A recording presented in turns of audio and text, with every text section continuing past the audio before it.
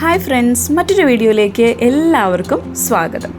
നമ്മളിന്ന് പോകുന്നത് ചെറിയൊരു ഡ്രൈവാണ്. ഡ്രൈവ് എന്ന് പറഞ്ഞാൽ പാലയിലേക്കാണ് നമ്മൾ അവസാനം എത്തിച്ചേരുന്നത്. കുറച്ച് പ്ലാന്റ് ഹണ്ടിങ് ചെയ്യണം, അതുപോലെ തന്നെ ജസ്റ്റ് ഒരു ഡ്രൈവ്, അതാണ് നമ്മൾ ഇന്നത്തെ യാത്ര കൊണ്ട് ഉദ്ദേശിക്കുന്നത്.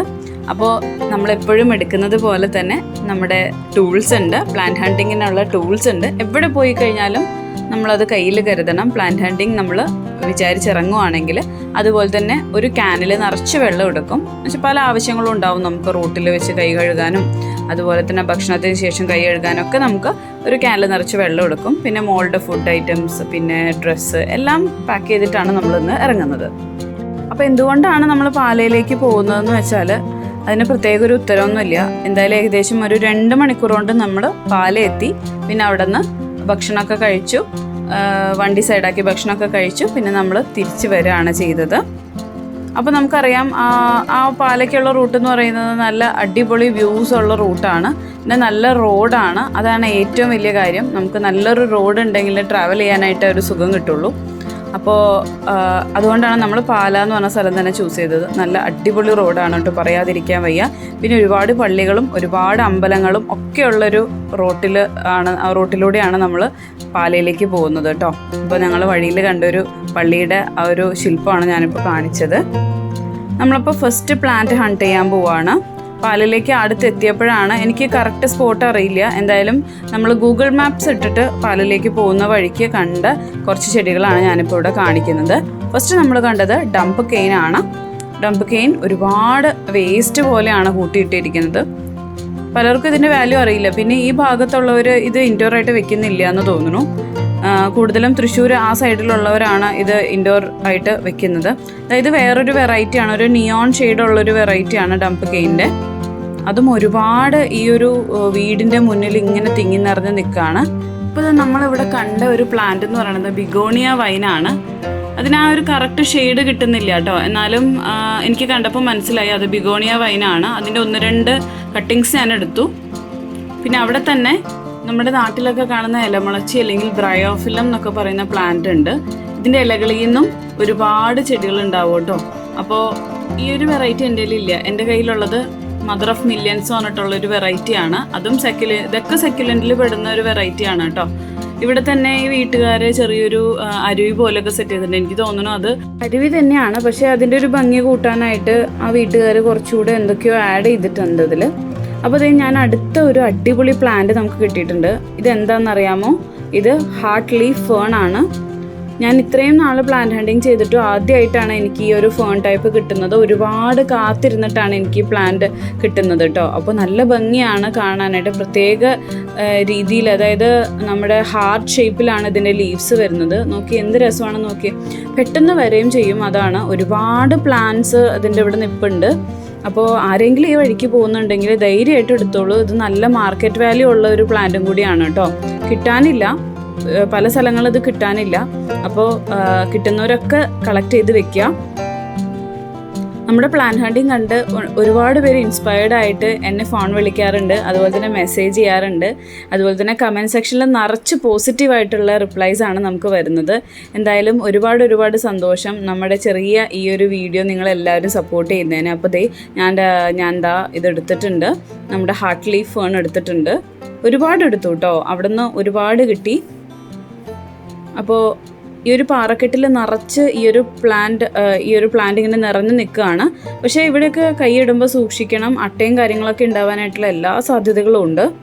അടുത്തതായിട്ട് നമ്മൾ മറ്റൊരു സ്ഥലത്ത് കണ്ട ഒരു പ്ലാന്റ് എന്ന് പറയുന്നത്, പല സ്ഥലങ്ങളിലും പാറക്കെട്ടിലും അതുപോലെ തന്നെ വഴിയരികിലൊക്കെ ഇവിടെ കാണാൻ പറ്റുന്ന ഒരു പ്ലാന്റാണ് ഹാങ്ങിങ് മെലസ്റ്റോമ. അപ്പോൾ ഇത് ഇന്ന സ്ഥലം എന്ന് ഞാൻ പറയുന്നില്ല, എന്ന് വെച്ചാൽ ഒരുപാട് സ്ഥലങ്ങളിൽ ഈ ഹാങ്ങിങ് മെലസ്റ്റോമ നമ്മൾ ശ്രദ്ധിച്ചാൽ കാണാൻ പറ്റും. പിന്നെ ഞങ്ങൾ കുറച്ചുകൂടെ അങ്ങോട്ട് മുന്നോട്ട് നീങ്ങിയപ്പോൾ ഈ കലേഡിയം നമ്മുടെ പലരുടെയും കയ്യിലുള്ളതാണ്, പക്ഷേ ഇപ്പോഴും കിട്ടാത്തവരുണ്ട് കേട്ടോ. ഈ പ്ലാന്റ്സൊക്കെ ഇതുവരെ കിട്ടാത്ത ഒരുപാട് പേര് ഇപ്പോഴും ഉണ്ട് കേട്ടോ. അപ്പോൾ ഇതൊക്കെ വഴിയരികിൽ കാണണമെങ്കിൽ ധൈര്യമായിട്ട് എടുത്ത് വെച്ചോളൂ, വേറെ പ്രശ്നങ്ങളൊന്നുമില്ല. നല്ല ഭംഗിയിൽ നല്ല ലഷായിട്ട് തന്നെ നമുക്ക് വീട്ടിൽ വളർത്താവുന്നതാണ്. ഇപ്പം നമ്മൾ കാണുന്ന ഈ ഒരു വയലറ്റ് ഫ്ലവേഴ്സോട് കൂടിയ ഒരു പ്ലാന്റിൻ്റെ പേര് സ്നേക്ക് വീഡ് എന്നൊക്കെയാണ് പറയുന്നത്. ഇതിന് മലയാളത്തിലുള്ള ഒരു പേര് എനിക്കറിയില്ല, പക്ഷേ ആയുർവേദത്തിൽ ഇത് യൂസ് ചെയ്യുന്നുണ്ട്. തലവേദനയ്ക്കും അതുപോലെ തന്നെ അലർജീസിനൊക്കെ യൂസ് ചെയ്യുന്ന ഒരു പ്ലാന്റ് ആണ്. ഇപ്പം നമ്മൾ കാണുന്ന ഈ ഒരു പ്ലാന്റ് കുഞ്ഞു കുഞ്ഞു സൂര്യകാന്തി, ഒരു മിനിയേച്ചർ സൂര്യകാന്തി എന്ന് തന്നെ നമുക്ക് പറയാം. ഇതിനെ ഇംഗ്ലീഷിൽ ടൂത്ത് ഏക്ക് പ്ലാന്റ് എന്നൊക്കെയാണ് പറയുന്നത്. പേര് പോലെ തന്നെ പല്ലുവേദനയ്ക്കൊക്കെ യൂസ് ചെയ്തിരുന്ന ഒരു പൂവാണ്. പൂവും ഇതിൻ്റെ തണ്ടൊക്കെ പല്ലുവേദനയ്ക്ക് യൂസ് ചെയ്യുന്നതെന്നാണ് പറയുന്നത്. അപ്പോൾ ഇതും നമ്മൾ വഴിയരികിൽ നിന്ന് ജസ്റ്റ് കളക്ട് ചെയ്തു കേട്ടോ. നമ്മൾ ഇനിയുള്ള വീഡിയോസിൽ ആയുർവേദ ഗുണമുള്ള ചെടികളും കൂടെ ഉൾപ്പെടുത്താണ്. വേറെ ഒന്നും കൊണ്ടല്ല, അതിനോട് ഇൻട്രസ്റ്റ് ഉള്ള ഒരുപാട് സബ്സ്ക്രൈബേഴ്സും വ്യൂവേഴ്സും നമ്മുടെ ലിസ്റ്റിലുണ്ട് കേട്ടോ. അങ്ങനെ നമ്മൾ യാത്ര തുടരാണ്. അപ്പോൾ നമ്മൾ പാലയിലേക്ക് അടുത്ത് കഴിഞ്ഞു. നല്ല ഭംഗിയുള്ള, ഞാൻ നേരത്തെ പറഞ്ഞില്ലേ, ഒരുപാട് നല്ല ഭംഗിയുള്ള പള്ളികളും അതുപോലെ തന്നെ അമ്പലങ്ങളൊക്കെ നമുക്ക് കാണാനായിട്ട് സാധിച്ചു. നല്ല അടിപൊളി റോഡ്, നല്ല ഇൻഫ്രാസ്ട്രക്ചറുള്ള റോഡാണ്.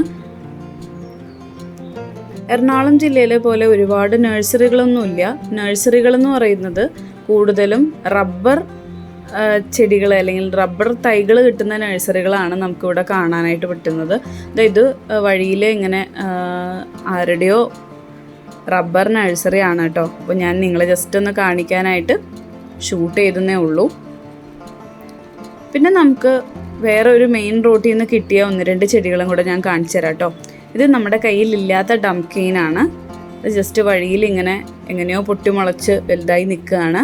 അപ്പോൾ ഞാൻ അതിൻ്റെ ഒരു തണ്ട് ഒടിച്ചെടുത്തു. അതുപോലെ തന്നെ വേറൊരു വെറൈറ്റി പ്ലാന്റ് എനിക്ക് കിട്ടി. ഈ ഒരു പിങ്ക് കലേഡിയം. നമ്മൾ സാധാരണ കലേഡിയം അല്ല കേട്ടോ ഇതെനിക്ക് കിട്ടിയിട്ടില്ലായിരുന്നു. നല്ല ലൈറ്റ് പിങ്ക് ഷെയ്ഡില്ല. അപ്പോൾ ഞാൻ വിചാരിച്ചു വീട്ടിൽ കൊണ്ട് വെക്കുമ്പോൾ ഇതിൻ്റെ കളർ ചേഞ്ച് ചെയ്യുന്നു. ഇല്ല, ഇതിന് ആ ഒരു ലൈറ്റ് പിങ്ക് തന്നെയാണ്. നല്ല ഭംഗിയാണ് ഇതിൻ്റെ ആ ഒരു പിങ്ക് ഷെയ്ഡ് കാണാനായിട്ട്.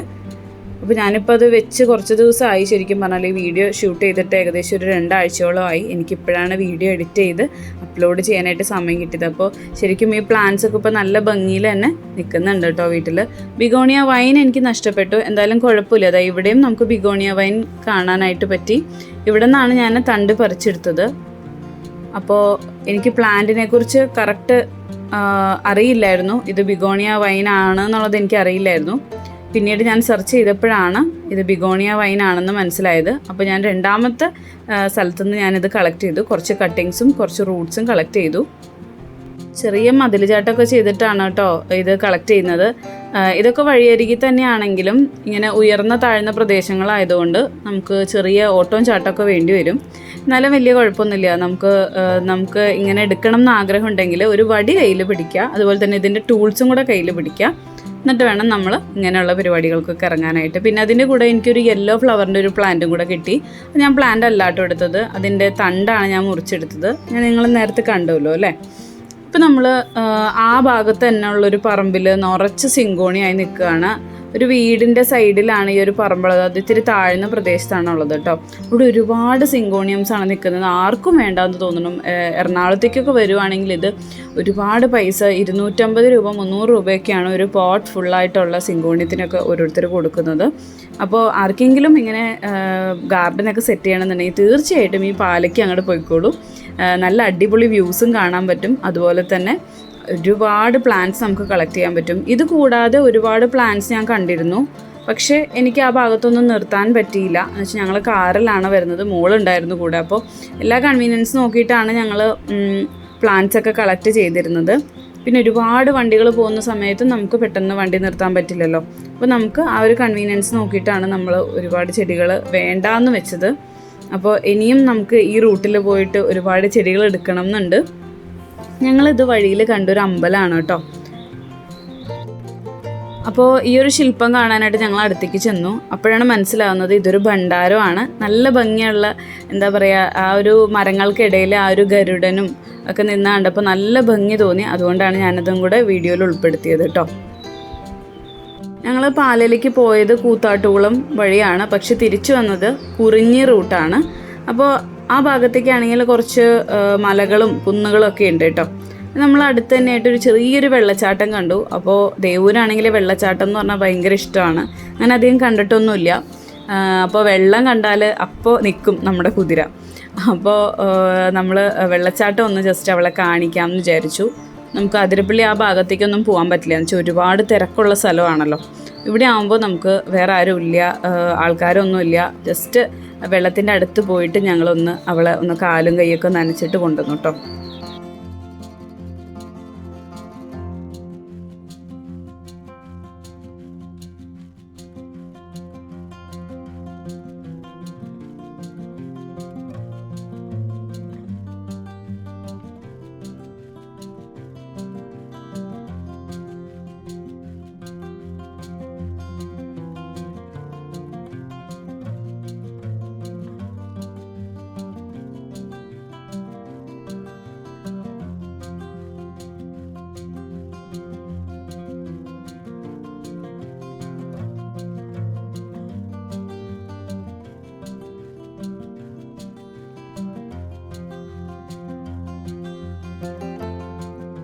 അങ്ങനെ നമ്മൾ അവസാനം ഈ ഒരു വെള്ളച്ചാട്ടം കഴിഞ്ഞിട്ട് നമ്മൾ നേരെ ആലുവയ്ക്കാണ് വിട്ടത് കേട്ടോ.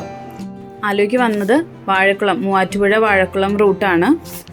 അപ്പോൾ നമ്മൾ ഏകദേശം ഒരു 4 മണി 5 മണിയോടുകൂടെ തന്നെ വാഴക്കുളത്തെത്തി. അപ്പോൾ നമ്മളെപ്പോഴും വിചാരിക്കും ഇവിടെ കയറി കുറച്ച് പൈനാപ്പിൾ വാങ്ങിക്കണമെന്ന്. ഈ വാഴക്കുളം സിറ്റിയെക്കുറിച്ച് ഞാൻ പറയാം കേട്ടോ. ഈ വാഴക്കുളം സിറ്റി എന്ന് പറയുന്നത് ഏഷ്യയിലെ ഏറ്റവും വലിയ പൈനാപ്പിൾ മാർക്കറ്റുള്ള ടൗൺ ആണ് കേട്ടോ. നമുക്കിത് അറിയില്ലായിരുന്നു, പലർക്കും അറിയാത്തൊരു കാര്യമാണ്. ഏറ്റവും കൂടുതൽ ഏഷ്യയിൽ പൈനാപ്പിൾ കൾട്ടിവേഷൻ നടക്കുന്നത് നമ്മുടെ എറണാകുളം ജില്ലയിലുള്ള വാഴക്കുളം എന്ന് പറഞ്ഞ സ്ഥലത്താണ്. ഇവിടെ എത്തുമ്പോൾ തന്നെ ഭയങ്കര പൈനാപ്പിളിൻ്റെ സ്മെല്ലാണ്. നമ്മൾ ബസ്സിലായാലും ഒക്കെ ട്രാവൽ ചെയ്യുമ്പോൾ അല്ലെങ്കിൽ സ്കൂട്ടറിൽ 2 വീലറിലൊക്കെ നമ്മൾ യാത്ര ചെയ്യുമ്പോൾ നമുക്ക് നല്ല സ്മെല്ല് കിട്ടും. കാറിൽ നമ്മൾ യാത്ര ചെയ്യുമ്പോൾ കാണാൻ മാത്രമേ പറ്റുള്ളൂ, വാതിലൊക്കെ അടച്ചെടുക്കുകയാണെങ്കിൽ കാണാൻ മാത്രമേ പറ്റുള്ളൂ. അപ്പോൾ എന്തായാലും ഇവിടെ വരുന്നവർ ഇവിടുത്തെ പൈനാപ്പിൾ ഒന്ന് ടേസ്റ്റ് ചെയ്യുക. നല്ല മധുരമുള്ള അടിപൊളി പൈനാപ്പിളാണ്, അതും നല്ല വിലക്കുറവിന് നല്ല റീസണബിൾ റേറ്റിനാണ്. ഈ ഒരു ഭാഗത്ത് എവിടെ നോക്കിയാലും പൈനാപ്പിൾ ഏജൻസീസും പൈനാപ്പിൾ മാർക്കറ്റ്സും അതുപോലെ തന്നെ പൈനാപ്പിൾ റിലേറ്റഡ് ആയിട്ടുള്ള ഷോപ്സാണ് നമുക്കിവിടെ കാണാനായിട്ട് സാധിക്കുന്നത്. അപ്പോൾ നമ്മൾ ഇന്നത്തെ ഷോർട്ട് വീഡിയോ ഇവിടെ അവസാനിക്കുകയാണ്. ഈ വീഡിയോ അവസാനിക്കുമ്പോൾ നിങ്ങൾക്ക് ഈ വീഡിയോ ഇഷ്ടപ്പെട്ടെങ്കിൽ ലൈക്ക് ചെയ്യുക. ചാനൽ സബ്സ്ക്രൈബ് ചെയ്യാതെ കാണുന്ന കൂട്ടുകാരുണ്ടെങ്കിൽ തീർച്ചയായിട്ടും സബ്സ്ക്രൈബ് ചെയ്യുക കേട്ടോ. അടുത്തൊരു വീഡിയോ ആയിട്ട് കാണുന്നവരെ എല്ലാവർക്കും ടാറ്റ, ബൈ.